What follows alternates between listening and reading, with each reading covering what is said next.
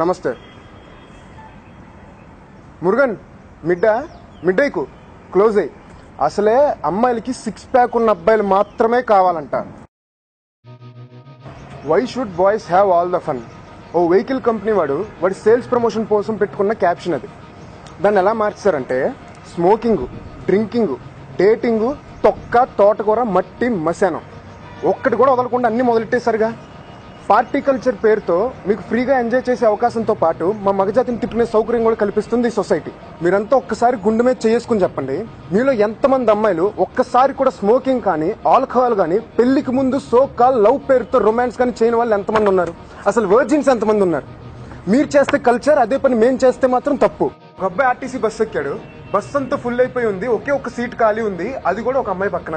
ఒకవేళ వెళ్ళి కూర్చుంటే ఆ అబ్బాయికి డీసెన్సీ లేదు, మేనర్స్ లేదు, అమ్మాయిల పట్ల గౌరవం లేదు, అసలు బుద్ధే లేదంటారు. ఆ అమ్మాయి కూడా షుగర్ యాడ్ చేయని కషాయం ఇచ్చి తాగమన్నట్టు ఒక ఎక్స్ప్రెషన్ ఇస్తుంది చిరాగ్గా. అదే ఒక అమ్మాయి బస్సు ఎక్కింది, బస్సు అంతా ఫుల్ అయిపోయింది, ఒకే ఒక సీట్ ఖాళీ ఉంది, అది కూడా ఒక అబ్బాయి పక్కన. వెళ్ళి కూర్చుంటే she civilised, modernised, cultured, daring and dashing. మీరు చేస్తే బిరుదులు, మేం చేస్తే బూతులా? ఓ మగాడు అమ్మాయిని కమెంట్ చేస్తే నీకు అక్క చెల్లెలు లేరా, మీ అమ్మని ఇలాగే పెంచిందని తిడతారు కదా. మరి అదే క్వశ్చన్ నేను మిమ్మల్ని అడుగుతున్నాను. ఎవడో ఎక్కడో ఒక ఎద్దవ రేప్ చేస్తే టోటల్ మగజాతిని కలిపి తిట్టేస్తున్నారు, రకరకాల వీడియోలు అప్లోడ్ చేస్తున్నారు మా మగజాతికి అగెన్స్ట్ గా. నీకు అన్న తమ్ముళ్ళు లేరా? మీ నాన్న నిన్ను ఇలాగే పెంచాడా? ఏంటి అలా చూస్తున్నావు? ఏంటి క్యాజువల్ గానా? నేను నిన్న అలా చూస్తే కామం అంటావుగా, నువ్వు చూస్తే క్యాజువల్ లుక్, నేను చూస్తే కామం, అంతేనా? మారండి కొంచెం. స్మోకింగ్, డ్రింకింగ్ లాంటి విషయాల్లో అప్డేట్ అయ్యారు కదా, ఇందులో కూడా అవ్వండి. ఓ మీకు నచ్చే విషయాల్లో మాత్రమే అప్డేట్ అవుతారా? మమ్మల్ని తిట్టిన విషయాల్లో మాత్రం ఇలానే ఉంటారా? పెళ్లి కావాల్సిన అమ్మాయివి 4 అబ్బాయిలతో తిరుగుతున్నావేంటి అంటే సోషల్ గా మూవ్ అవుతున్నావు అని సింపుల్ గా కొట్టిపడేస్తారు. అదే ఒక అబ్బాయి 4 అమ్మాయిల మధ్యలో ఉంటే ఈజ్ అ బిగ్ ఫ్లర్ట్. ఎన్ని అఫైర్స్ ఉన్నాయో ఏంటో.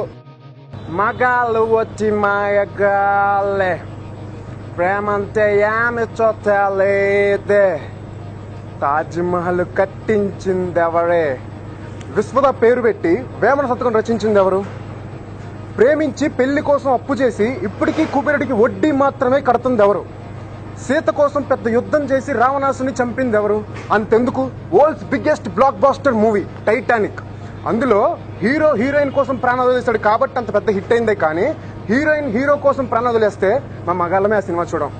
లవ్ ఫెయిల్ అవగానే మీకులానే వేరే వాళ్ళని పెళ్లి చేసుకుని వెళ్ళిపోకుండా మీకోసం తలుచుకుంటూ కవితలు రాసేసేసి మీకోసం రకరకాల కడ్డాలు కట్టేస్తున్నందుకు మా మగజాతి అంటే మీకు లోకువ, అంతేనా? ఎక్కడొక ఏదో రేప్ చేస్తేనో యాసిడ్ పోస్తేనో పేరుతో శిక్షించే మీరు ఒక ఆడది ప్రేమ పేరుతో మగాన్ని మోసం చేసినప్పుడు కూడా శిక్షించడానికి ఏదో చట్టం తీసుకుంటారండి. శిక్ష అనేది శరీరం గాయపడినప్పుడైనా, మనసు గాయపడినప్పుడు లేదా? భారతదేశంలో ఆడవారికి కాదు, మా మగాళ్ళకి, మా మగజాతికి గౌరవం లేదు. మమ్మల్ని, మా బాధల్ని, మా కష్టాలని, మా సెల్ఫ్ రెస్పెక్ట్ ని ఎవడూ పట్టించుకోవడం లేదు. అసలు మన చట్టంలో పార్షియాలిటీ లేదు లేదు అంటూనే మొత్తం ఫిమేల్ కి ఫేవర్ గా రాసేసుకున్నారు. మొత్తం మార్చేయండి, మేల్ రిజర్వేషన్ కోటాలు కూడా తీసుకుంటారండి. మా మగజాతికి గౌరవం పెంచండి. పొట్టి బట్టలు వేసుకుంటాం, ఇష్టం వచ్చినట్టు తిరుగుతాం, పెళ్లికి ముందే సెక్స్ కూడా చేస్తాం, ఇట్స్ మై చాయిస్ అని దీపిక అంటే తప్పే కాదు. సోకాల్డ్ సంఘాలు కూడా ఏం పట్టించుకోవు. అదే రామ్ గోపాల్ వర్మ నా ఇష్టం అని ఒక బుక్ రాస్తే ప్రతి వాడు మీదెక్కేసేవాడే. ఆ మై చాయిస్ ని డైరెక్ట్ చేసింది కూడా మగాడే, మర్చిపోమాకండి. జాన్ టీ రోడ్స్ అందరికీ తెలిసే ఉంటుంది, సౌత్ ఆఫ్రికన్ క్రికెట్ ప్లేయర్.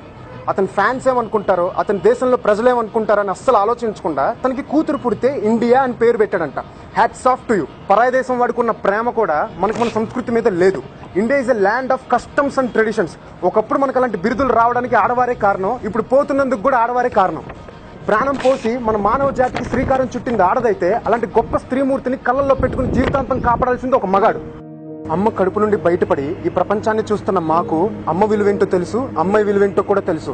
అందుకే పెళ్ళైన ప్రతి మగాడు తన లైఫ్ లో అమ్మ ముఖ్యమా, పెళ్ళ ముఖ్యమా అనే క్వశ్చన్ అరైజ్ అయితే సమాధానం చెప్పలేక ఇద్దరి మధ్య నలిగిపోతున్నాడు, బయటికి చెప్పుకోలేక ఏడుస్తున్నాడు, సమాజం ముందు తల దించుకుంటున్నాడు, అయినా మిమ్మల్ని నెత్తిని పెట్టుకుని పూజిస్తున్నాడు. ప్రతి చిన్న విషయంలోనూ యూనిటీగా ఉండే మీరు అత్తా కోడళ్ళు అనే సంబంధాన్ని పులుముకోగానే ఏమైపోయింది ఆ యూనిటీ? ఎక్కడైనా ఒక తప్పు జరిగితే ఆ తప్పుకి కారణం మగాడు కాదు, ఆడది కాదు, ఆ సిచ్యువేషన్ ఏంటో, తప్పు ఎవరు చేశారో ఆ తప్పుకు శిక్ష ఏంటో తెలుసుకోవడం మానేసేసి మీ మగాళ్ళంతా ఇంతే, మగ బుద్ధే అంతా అంటే ఎలా?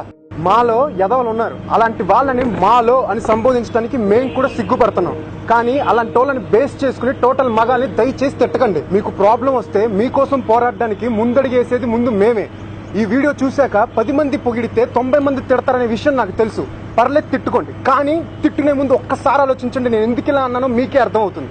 Being male I protect female, being male I support female, being male I respect female, being female you should respect our Indian tradition and culture. ఒక్కసారి కూడా సిగరెట్ కానీ ఆల్కహాల్ కానీ తాగకుండా మన భారతదేశ సంస్కృతిని కాపాడుతున్న ప్రతి స్త్రీమూర్తికి వీడియో అంకితం. జై హింద్.